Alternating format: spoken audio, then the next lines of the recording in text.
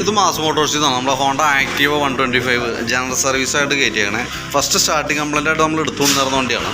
അപ്പോൾ starting കംപ്ലൈൻറ്റിൻ്റെ reason എന്ന് പറയുമ്പോൾ നമുക്ക് സെൽഫ് എടുക്കാനായിട്ടുള്ളൊരു ബുദ്ധിമുട്ടായിരുന്നു. അത് നമുക്ക് സെൽഫ് സ്വിച്ചിൻ്റെ ലൂസ് കോൺടാക്റ്റ് ആയിരുന്നു. അപ്പോൾ അത് നമ്മൾ ക്ലിയർ ചെയ്തിട്ടുണ്ട്. അതിന് ശേഷം സർവീസിൻ്റെ പീരീഡ് ആയിട്ടുണ്ട്. അപ്പോൾ അതും പ്രകാരം നമ്മൾ ജനറൽ സർവീസായിട്ട് നമ്മൾ കയറ്റി ചെയ്യുന്നുണ്ട്. നമുക്ക് അതിൻ്റെ ബാക്ക് ബ്രേക്ക് ലൈൻഡറൊക്കെ ക്ലീൻ ചെയ്യാനൊക്കെ ആയിട്ട് അയച്ചാണ്. അപ്പോൾ ചെക്ക് ചെയ്ത സമയത്ത് ഓൾറെഡി കമ്പനി ലൈൻഡർ തന്നെ, ഹോണ്ടയുടെ ഒറിജിനൽ ലൈൻഡർ കിടക്കണേ, അത്യാവശ്യം ഉപയോഗിക്കാനുണ്ട്. നമുക്ക് ബ്രേക്ക് ക്യാമൊക്കെ ഒന്ന് ഗ്രീസ് ചെയ്തതിന് ശേഷം നമുക്ക് അതിനൊന്ന് റീസെറ്റ് ചെയ്തെടുക്കാം കേട്ടോ, വേറെ പ്രോബ്ലം ഇല്ല. പിന്നെ അതിൻ്റെ എയർ ഫിൽറ്ററൊക്കെ നമ്മൾ നോക്കണമുണ്ട്. എയർ ഫിൽറ്റർ ചെക്ക് ചെയ്യാൻ വേണ്ടി അയച്ചാണ്. എയർ ഫിൽറ്റർ നല്ല ഫിൽറ്ററാണ്, വേറെ പ്രശ്നമില്ല. കമ്പനി ഫിൽറ്ററാണ് അതും കിടക്കുന്നത്. നമുക്ക് അതിൻ്റെ കുറച്ച് പൊടി കാര്യങ്ങളൊക്കെ ഉണ്ട്, അതൊക്കെ ഒന്ന് തുടച്ച് ക്ലീനാക്കി ഒന്ന് റീസെറ്റ് ചെയ്താൽ മതി.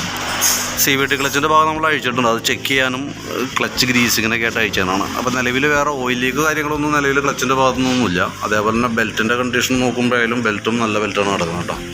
കമ്പനി ബെൽറ്റ് തന്നെയാണ്, ഹോണ്ടയുടെ ഒറിജിനൽ ബെൽറ്റ് തന്നെ കിടക്കണേ, എന്നാൽ ഒരു അനക്കം പോലും പറ്റിയിട്ടില്ല. പിന്നെ നമുക്ക് അതിൻ്റെ ക്ലച്ചിൻ്റെ ഭാഗം നമ്മളൊന്ന് അഴിച്ച് ഗ്രീസിങ് നടത്തുന്നുണ്ട്. അഴിച്ച് ഗ്രീസ് ചെയ്യാന്ന് പറയുമ്പോഴത്തേക്കും നമുക്ക് ഇതാണ് ഒരു പുള്ളി പോലെ വർക്ക് ചെയ്യുന്ന ഒരു യൂണിറ്റാണത്. ഇതിൻ്റെ ഉള്ളിലാണ് ബെൽറ്റ് വർക്ക് ചെയ്യുക. അപ്പോൾ അതിൻ്റെ ഈ പിന്നുകൾക്ക് ചെറിയൊരു തേമാനം വന്നിട്ടുണ്ട്, ഇതിൻ്റെ ഉള്ളിൽ തന്നെയാണ്. അപ്പോൾ കൈയോടെ നമുക്ക് ആ പിന്നൊന്ന് ചേഞ്ച് ചെയ്തിടാം. കാരണം എന്ന് വെച്ചാൽ ഇതിൻ്റെ ഈ ഹോള് ഓവലായി കഴിഞ്ഞാൽ പിന്നെ നമ്മൾ ഈ വീല് മാറ്റാൻ നിൽക്കേണ്ടി വരും. അപ്പോൾ ചെറിയൊരു പ്ലേ കാണിച്ചു കൊടുക്കുന്നുണ്ട്. അപ്പോൾ കൈയോടെ നമുക്കതൊന്ന് ചേഞ്ച് ചെയ്യാം. ഏകദേശം ഒരു 100 രൂപ 120 രൂപ ആ റേഞ്ചൊക്കെയാണ് നമുക്ക് അതിന് കോസ്റ്റ് വരുള്ളൂ. പിന്നെ അതിൻ്റെ വേരിയേറ്റർ ബോഡി കാര്യങ്ങളൊക്കെ ആയാലും നിലവിൽ വേറെ പറയത്തക്ക കംപ്ലൈൻറ്റ് ഒന്നായുള്ള ചെറിയൊരു തേമാനമൊക്കെ ഉണ്ട്. അത് നമ്മുടെ ഉപയോഗം അനുസരിച്ച് നോക്കുമ്പോൾ അത് വലിയ തേമാനമൊന്നും പറയാനുമില്ല. പിന്നെ വെയിറ്റ് സെറ്റ് യൂണിറ്റാണത്, ക്ലച്ച് ഷൂ. അത് നമ്മളൊന്ന് അതിൻ്റെ പിന്നൊക്കെ ഒന്ന് ഗ്രീസ് ചെയ്യാൻ വേണ്ടി അയച്ചാൽ ഗ്രീസ് ചെയ്ത് കയറ്റിയാൽ മതി. ചെറിയൊരു ടൈറ്റ് പോലെയൊക്കെ കാണിച്ചു കൊടുക്കായിരുന്നു കേട്ടോ. അപ്പോൾ അതൊന്ന് ക്ലീൻ ചെയ്ത് ഗ്രീസിങ് നടത്തി റീസെറ്റ് ചെയ്യാം. ചോക്കിൻ്റെ കേബിളൊക്കെ ആയാലും വർക്കിംഗ് ഓക്കെയാണ്, നിലവിൽ വേറെ പ്രോബ്ലം ഇല്ല.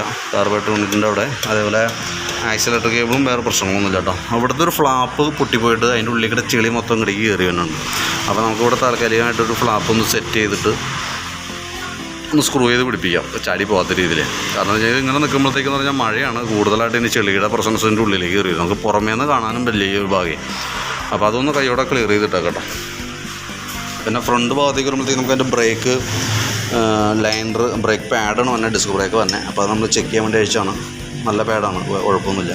അതിൻ്റെ ബ്രാക്കറ്റൊക്കെ ഒന്ന് ഗ്രീസ് ചെയ്തിട്ടാൽ മതി. ബ്രാക്കറ്റ് ചെറിയൊരു ടൈറ്റ് കാണിച്ചു തുടങ്ങിയിട്ടുണ്ട്, അപ്പോൾ അതൊന്ന് ഗ്രീസ് ചെയ്തേക്കാം. പിന്നെ നമുക്ക് അതിൻ്റെ ബാറ്ററിയുടെ ഭാഗം നമ്മളൊന്ന് ചെക്ക് ചെയ്യണുണ്ട്. ആ വണ്ടി വന്നപ്പോൾ നമ്മൾ ബാറ്ററി ചാർജിൽ ചെറിയൊരു വേരിയേഷൻ കാണിച്ചു തരുന്നു. അപ്പോൾ നമുക്ക് 2020 മോഡൽ ബാറ്ററിയാണ് അതും ഇരിക്കണേ, ആമറോണിൻ്റെ ബാറ്ററിയാണ്. അപ്പോൾ നമ്മളതൊന്ന് ചെക്ക് ചെയ്യുന്നുണ്ട്. ശരിക്കും പറഞ്ഞാൽ നമുക്ക് വോൾട്ട് ചെക്ക് ചെയ്യുമ്പോൾ 12.71 ആ റേഞ്ചൊക്കെ വന്നിട്ട് വോൾട്ട് കറക്റ്റ് കാണിക്കുന്നുണ്ട്. 12 വോൾട്ടൊക്കെയാണ് നമുക്ക് നല്ലൊരു വോൾട്ട് എന്ന് പറയാനായിട്ട്. അപ്പോൾ ജസ്റ്റ് അതിനേക്കാളും ഒരു അല്പം കൂടി കയറിയൊക്കെ നിൽക്കുന്നുണ്ട്. 2020 മോഡലാണ്, 4 വർഷം പഴക്കമുണ്ട്. ബാറ്ററി ടെസ്റ്റിലേക്ക് കൊടുത്തിട്ടുണ്ട്. ടെസ്റ്റിലേക്ക് കൊടുക്കുമ്പോൾ ഓൾറെഡി കംപ്ലൈൻ്റ് ആയിട്ടാണ് കാണിക്കുന്നത്. പക്ഷേ സെൽഫ് കാര്യങ്ങളൊക്കെ ഇപ്പോൾ വർക്കിംഗ് ആണ്. അപ്പോൾ അതുകൊണ്ട് തന്നെ നമുക്ക് ബാറ്ററി അത് തന്നെ കണ്ടിന്യൂ ചെയ്യാം. സെൽഫിൻ്റെ പ്രോബ്ലം ഇപ്പോൾ നമുക്ക് വന്നപ്പോൾ കാണിച്ച കംപ്ലൈൻറ്റ് എന്ന് പറഞ്ഞാൽ സെൽഫ് സ്വിച്ചിൻ്റെ പ്രശ്നമായിരുന്നു. അത് നമ്മൾ ക്ലിയർ ചെയ്തിട്ടുണ്ട്. പിന്നീട് ഇനി സെൽഫിൻ്റെ പ്രശ്നം കാണിക്കുകയാണെന്നുണ്ടെങ്കിൽ ബാറ്ററിയുടെ ആണ് കേട്ടോ. അപ്പോൾ അത് നമുക്ക് ബാറ്ററി ചേഞ്ച് ചെയ്യേണ്ടതായിട്ട് വരും. 4 വർഷം ആയിട്ടുണ്ട്, 4 വർഷം പഴക്കമായിട്ടുണ്ട്. അത്യാവശ്യം നല്ല രീതിയിൽ നമുക്ക് ഉപയോഗിക്കാൻ കിട്ടിയിട്ടുണ്ട് ബാറ്ററി. പിന്നെ പ്ലഗ് ആയാലും ഒന്ന് ക്ലീൻ ചെയ്ത് കയറ്റിയാൽ മതി. എഞ്ചിൻ ഓയിലിൻ്റെ ഭാഗം നമ്മൾ ചെക്ക് ചെയ്തായിരുന്നു. കിടക്കണ ഓയിൽ നല്ല ഓയിലാണ്. അപ്പോൾ അത് കാരണം നമ്മളത് കളറൊന്നും കാര്യമായിട്ട് മാറിയിട്ടില്ല. അതുകൊണ്ട് അപ്പോൾ ലെവലും കുറവോ കാര്യങ്ങളൊന്നുമില്ല. അപ്പോൾ നിലവിൽ ഓയിൽ നമ്മൾ മാറ്റണില്ല. ബാക്കിയത്തെ സർവീസ് സംബന്ധമായിട്ടുള്ള വർക്കുകൾ നമ്മൾ ചെയ്യണം കേട്ടോ.